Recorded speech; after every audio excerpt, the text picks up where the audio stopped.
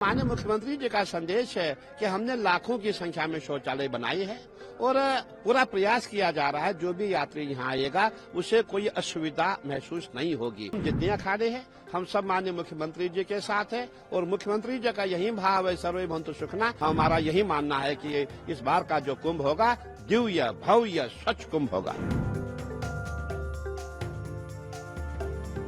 उत्तर प्रदेश के मुख्यमंत्री योगी आदित्यनाथ 2 दिवसीय प्रयागराज के महाकुंभ क्षेत्र के दौरे पर हैं। इस दौरान उन्होंने महाकुंभ के सभी अखाड़ों के शिविरों में पहुंचकर साधु संतों से मुलाकात की।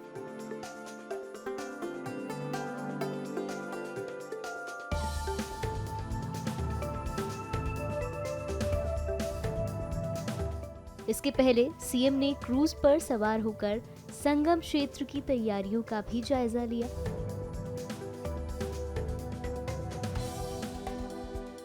अपने इस 2 दिवसीय दौरे पर सीएम योगी रात्रि भोजन भी संतों के साथ ही करेंगे। बता दें कि साल 2019 में कुंभ के दौरान भी वो लगातार 2 दिनों तक संगम नगरी में रहे थे।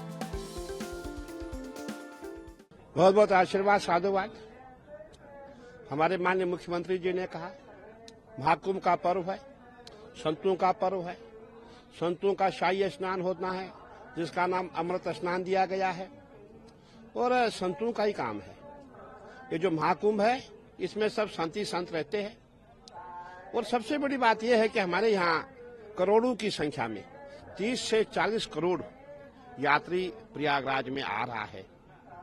उसकी व्यवस्था हो, उसके लिए रहने के लिए, रुकने के लिए रैन बसेरा हो, खाने के लिए भोजन हो और शौच के लिए शौचालय हो। और माननीय मुख्यमंत्री जी का संदेश है कि हमने लाखों की संख्या में शौचालय बनाए हैं और पूरा प्रयास किया जा रहा है जो भी यात्री यहाँ आएगा उसे कोई असुविधा महसूस नहीं होगी। पूरा प्रयास किया जा रहा है और हम जितने अखाड़े हैं हम सब माननीय मुख्यमंत्री जी के साथ हैं और मुख्यमंत्री जी का यही भाव है सर्वे भवन्तु सुखिनः, सभी सुखी रहे। और हमारा भी प्रयास है जितने भी अतिथि देवो भव, जो भी हमारे यहाँ आएगा, जो भी सहयोग हमसे होगा, लंगर का सहयोग होगा या कंबल का सहयोग होगा, सोने का सहयोग होगा, जो भी हमसे होगा हम उसके लिए सभी अखाड़े तैयार है। और हमारा यही मानना है कि इस बार का जो कुंभ होगा दिव्य भव्य स्वच्छ कुंभ होगा।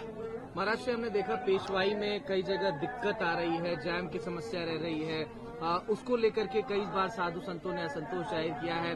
अभी भी निर्माण कार्य जो है वो अखाड़ाओं में प्रगति पर है, अभी पूरा निर्माण नहीं हो पाया है। अब तो 1 हफ्ते से भी कम का समय शेष रहा है, 4 दिन अगर एग्जैक्ट टू द पॉइंट बताया जाए तो इसको लेकर के कुछ बातचीत हुई है। देखिए मैं ये कहना चाहूंगा हमारे पास प्रयागराज महाकुंभ में बहुत कम समय मिलता है। 3-4 महीने के अंदर अंदर पूरी सिटी आपको बनानी है, पूरी टेंट सिटी बनानी है, पूरा इतना कार्य हो रहा है। मैं समझता हूँ लाखों की संख्या में लेबर बुलाई गई है।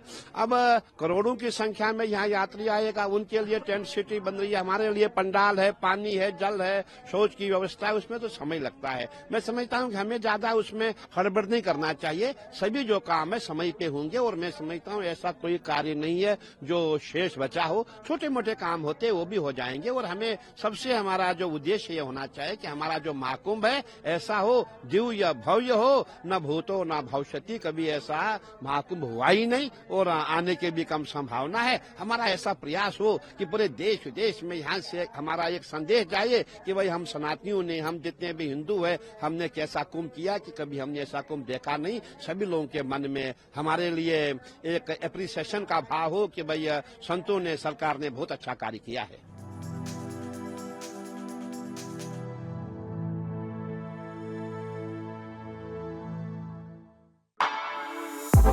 For exclusive and insightful videos, subscribe to our new channel ABP Live Premium.